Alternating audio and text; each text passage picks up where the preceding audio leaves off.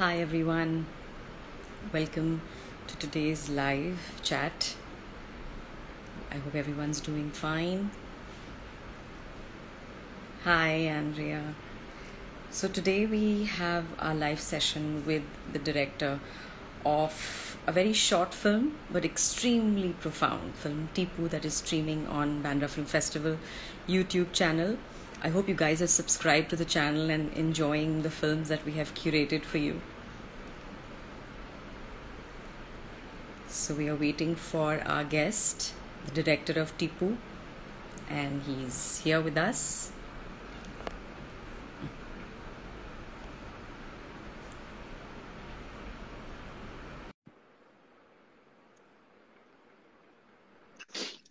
Hi, Hi, how what's are up? you here? Good, good, very good, very good. Great, good to have you with us. Yes, my pleasure. It's an honor. Thank you. So we'll begin. Yes, please. I was telling everyone that what a wonderful film Tipu is. It's such a short film, but it is so profound. It's hugely profound. You know, once you watch it, it just leaves that little, lump in your throat. So, every filmmaker has this subject that is really, really close to his or her heart, that impacts them. And so, what really drove you to make Tipu? Oh, wow. Tipu actually is the first story that I ever wrote in my life, which was around back in 2009. Yeah. And so at that point of time, I was going through some kind of things in my life where I was dealing with issues of abandonment and identity crisis. And I thought, how do I tell this story? How do I vent this out, right? And the world of transgenders was like very mysterious and very curious to me, so I thought that let me set it in this world and just went out these emotions, and that's where I wrote the first feature length story of Yeah. of Tipu. And ever since then, my journey as a filmmaker and has been so that I can go ahead and make Tipu into a feature length film. Okay. So this was basically written in 2009. 9, yeah, yeah, yeah. That's a while ago. Yeah, that's a while ago. It's been quite a long and profound journey. In fact, my the journey of my life pretty much starts resembling the journey of Tipu, because his journey too is of unacceptance, and people have a lot of hindrance to sanction a film about transgenders or even hear a story out about transgenders. No one wants to hear it. So the rejections that I faced in my life are very much like the acceptance, the journey of acceptance that Tipu is facing, but but this very short film has empowered me as a filmmaker. Tipu has kind of like in me, my journey to give him empowerment or give it empowerment. I have found a sense of empowering feeling. Yeah. Wonderful. You said it so correctly that, it's all about acceptance. It's just a, it's a message out there that, Mm, everything has to be mutually inclusive. It's not mm, that this is right or that is wrong, or, vice versa. So if you wrote it like such a while ago, that means it's really remained, inside of you to put it out there. And, mhm. is a show reel. It's Fun. actually a proof of concept. It's a showreel for the feature length version of the film that I'm making, and I'll tell you a funny story. So what happened was that I was supposed to be making like a 20-minute version of Tipu, and I was all prepped for it, and we were supposed to shoot it in Jodhpur, and for some reason that did not happen, and I was like so heartbroken, right? I was like completely devastated. So I just like I just went through my finances and my savings, and my friend Krupesh helped me raise some funding. And I asked my then EP, how many days can I shoot? It was a 20-page script. So he just frowned at me and he was like, 1 day. So I was like, अभी मैं 20 pages एक दिन में तो नहीं shoot कर सकता हूँ, Ah, you know. So I was like, I just reworked the script a little bit, and I was like, okay, if it's 1 day, let me shoot it for 1 day and let me see what is the story that I can say, right? right, So it had to have a start, middle, and end. I did not want to right. shoot just like one page, right, Yeah, or one scene. yeah. And to tell you, Namrata, when how we started shooting it, it was like we were facing Murphy's law. Everything that could go wrong did go wrong. Everything from the very start Yeah. of our journey towards the location, our car tire got punctured. So me, Tipu's mom, and my friend Krupesh were there. Then we took a rickshaw going to Virar, and we got lost because the locations were like so jumbled up. And Tipu's mom started giving me the hard look, right? So I was like, oh my God, the shoot hasn't even started. And then we had like four location shifts, and half of the equipment, like this whole track trolley thing, did not come. And I could not take most of my shots for the climax scene that I had. I had to just finish the story. And if you see the car in which they're traveling, the boot Yeah, opened up. It won't go down. So if you see the film now, the boot is still open. I had to shoot it like that. Yeah, so I had some shots like that, and but but eventually, when I started cutting the film and when I started editing, and I thought I had completely blown it up, right? You know, it's gone. But as the film started taking a form on the edit table, and as the sound design came in, and as I tried to tell a story on the sound design level, you know, I saw how the power of cinema, and you know, it's not that bad, and it's actually holding up. And that's when I realized that, you know, when your story has a heart, it's got essence, you know, everything else doesn't matter, everything else will just, you know, form together to come along, you know. And that's what happened. absolutely. If you, so it's on the channel right now. So I was just going through the Yes, comments, and somebody yes, said, yes. "Where's the rest of the film?" You know what? Sorry. What? Somebody said, "Where's the rest of the film?" It's over. It's It's coming so. soon, it's coming soon, coming soon. All of it is coming soon. Yeah, But like you said, it held up, like it held its own, and it was just, it didn't seem as though all of those things happened that you're just mentioning. yeah. But it really, when I saw it for the first time, I was completely drawn to it, and it was really. And then of course, the statistics that you give in the end, the whole uh, Mm-hmm, that you give it, just kinds of wraps it all up, like it makes sense mm-hmm, that why this whole little bit of a teaser sort of a thing to for people to start thinking about these, yeah, yeah, about yeah. acceptance. So truly wonderful. We actually waiting, and everybody is waiting for the whole thing to kind of take shape, the Well, internet come up. yeah, yeah, I'm in development phase for it, and very soon we'll get into production for that. So that's something I'm really looking forward to. Yeah. I'm sure. So you have worked on a number of prestigious projects. I Yes, was yes, talking yes. to you, if I may say so. Yeah. You worked on Talash and a whole bunch of international projects as well, and you worked on Million Dollar Arm, one of my most Mm, favorite films, mm, and mm. 100 Foot Journey, again, amazing, and Mission Impossible, Yes. and of course a TV series called Sense 8 also. So how was it like shooting for these or part of these international projects? I mean, it must have been a huge experience on your learning curve. It was definitely it was because I've been absolutely grateful and fortunate to have the experience of working on mainstream commercial films out here, as well as interacting and working on a lot of international projects and see the difference. And I think the only difference between the two is the mindset of the people. You know that they operate from a very different level of an evolutionary mindset. You know, so when your entire crew is operating at a very different level at a very different mental level, of course, what you're trying to create is going to be of much more superior quality. That's the only difference. It's not the budgets. We don't lack talent. Yeah, We don't lack yeah, anything else. We've got everything in place. It's and I mean, a general is only as good as the army he has, or she has. So that's something that we need to like effectively, work upon to scale up the kind of movies we make in terms of the aesthetics. yeah. And yeah, that's but to answer your question, how my experience was, it was wonderful.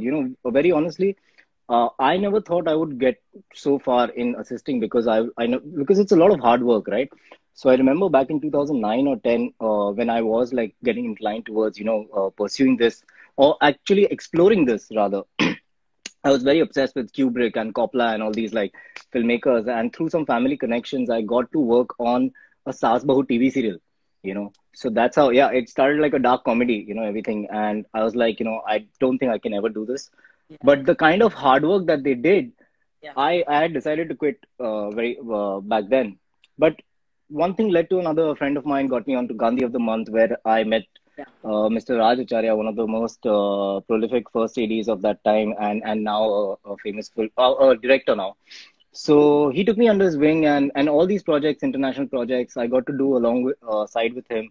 Got to learn a lot, and yeah, been a great experience. I'm sure. I'm sure.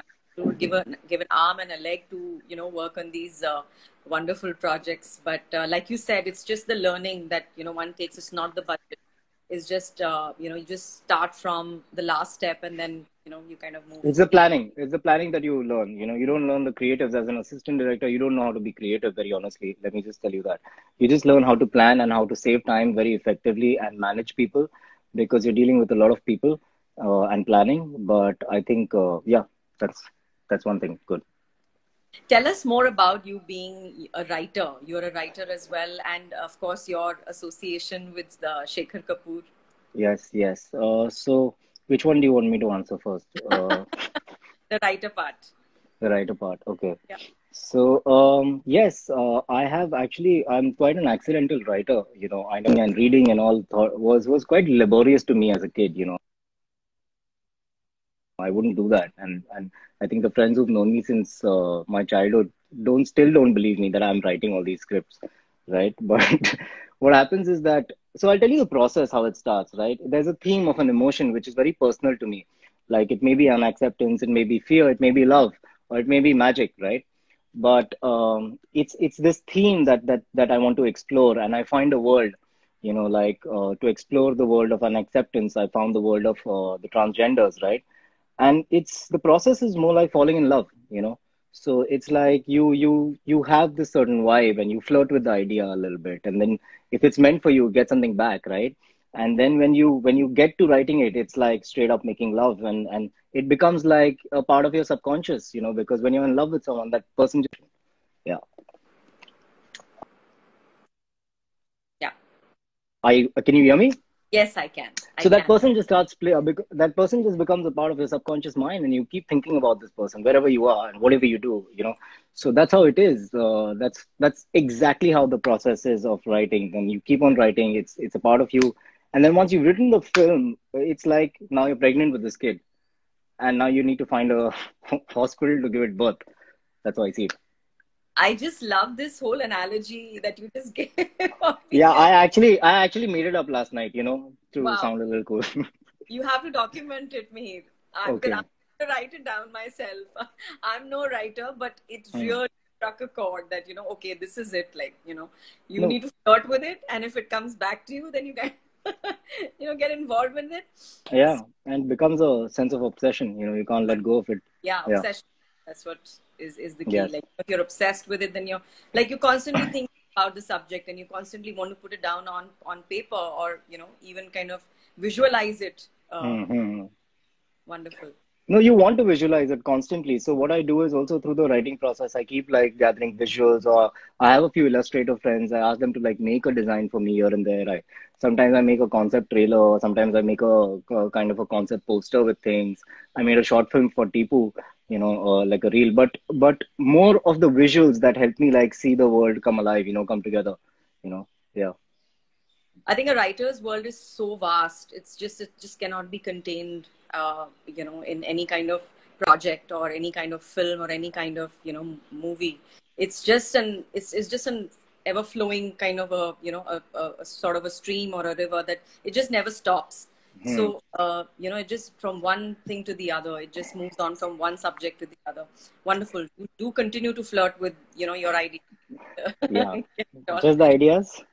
No, no, of course. With whoever. Okay. Okay.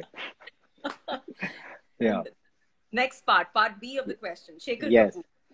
Oh, yes. A very, very, profound entity in my life, I would say.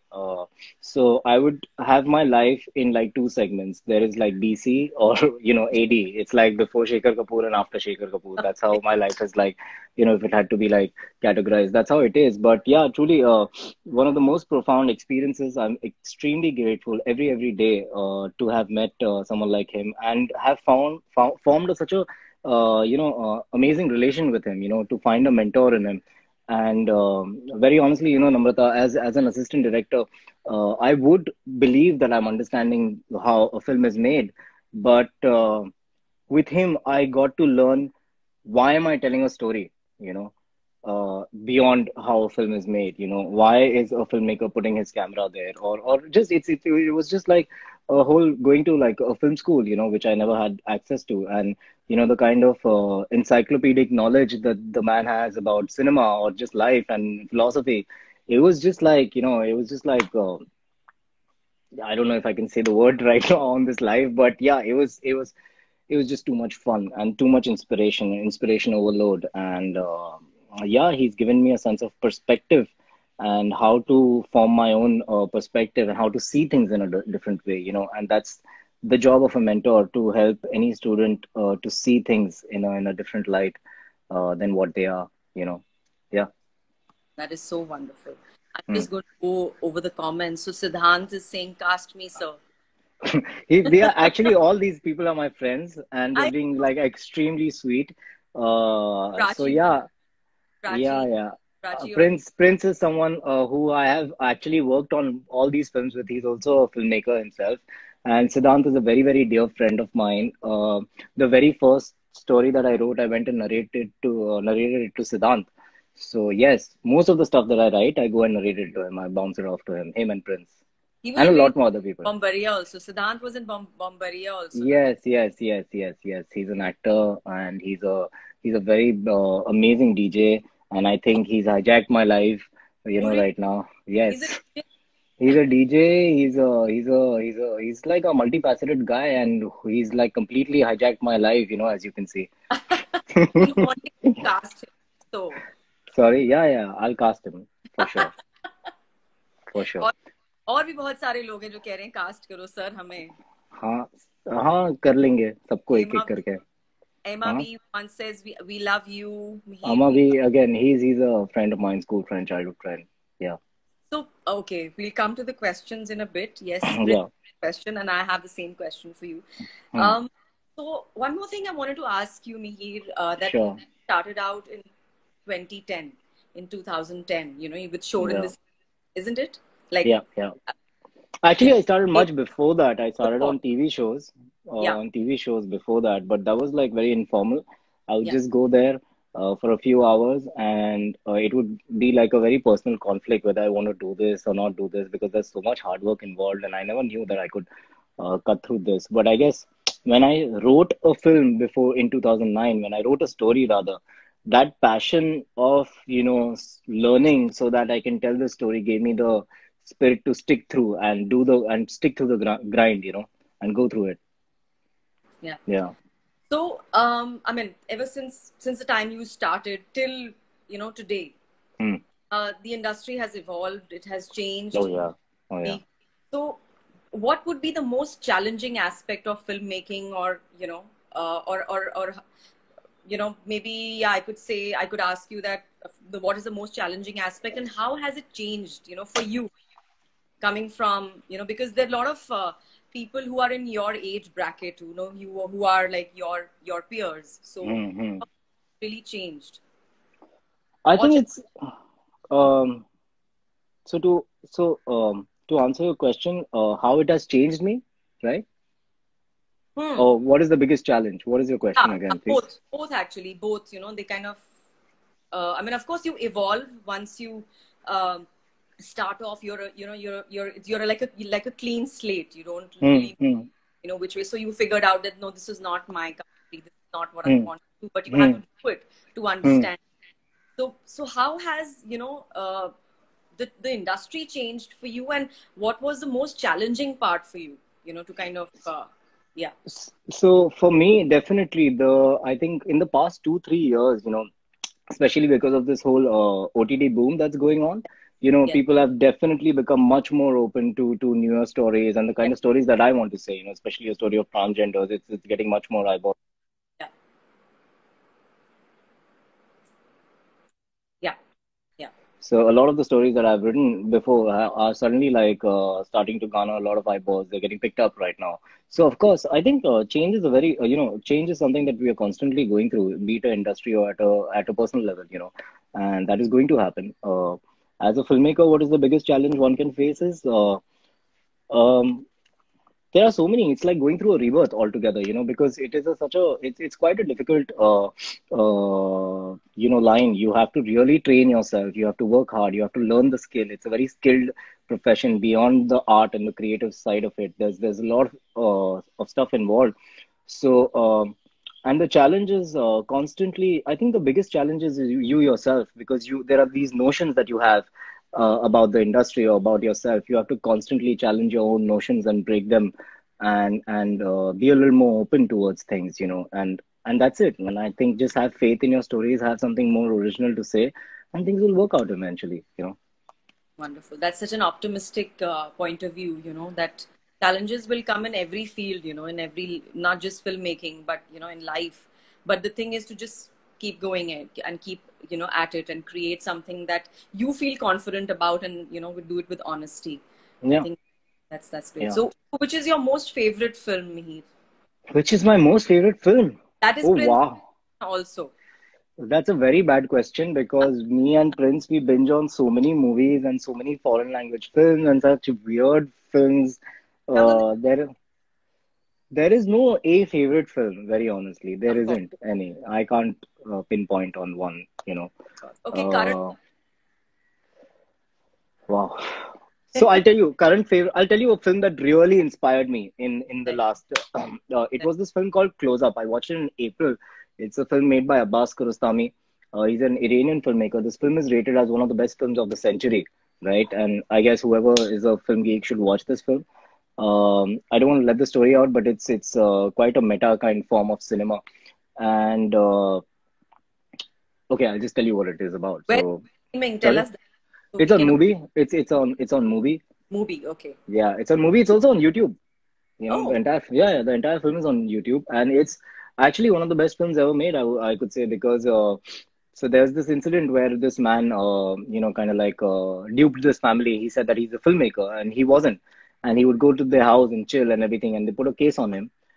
And the filmmaker actually got the entire family and this guy to reshoot the entire scenes in the same place. So the same cast who's actually accusing him of doing this, or the same guy who's playing this filmmaker who he's not, is they're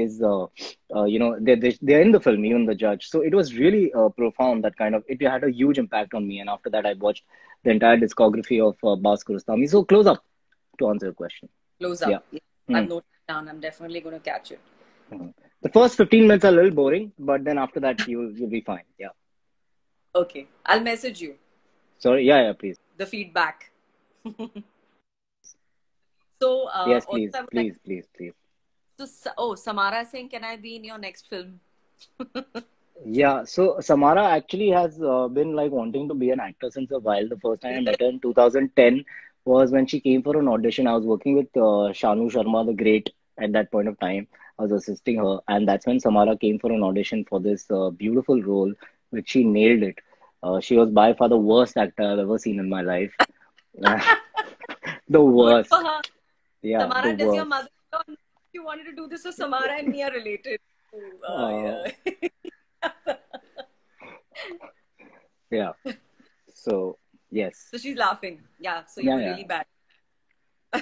Extremely. She was like extremely bad. Yeah. So I want to tell you that one more thing, Smihi, that Mhm. Tipu as of now has crossed 30,000 views on the channel Bandra Oh Film Festival. wow! Amazing, amazing, You're so happy. amazing. Yes, yes, yes, yes. I actually was following it until, for the first 2, 3 days. And because a friend of mine told me, hey, it's trending on this page. And I was like, really? What do you mean trending? So I saw that it was like at 8,000, 9,000 views. And in comparative to the other films, it was way ahead. And I was like, okay, that's cool. But it's a great thing, yeah. Thank you. Thank you to Bandra Film Festival Thank that it's on 30,000 views. thank you. I know I saw that post of your friend. He had posted on Yeah. Instagram also. Hmm.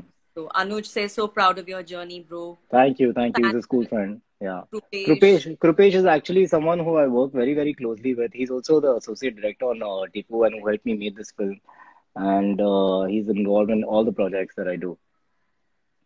Wonderful. So, Yes. so tell us about your future projects, Mihir. Future projects. So there is Tipu, the feature length version, which I'm in the development phase for right now. There's another very, very exciting film, which is a 22-minute piece, which I was supposed to shoot 2 weeks ago, but now I'll be shooting it next month.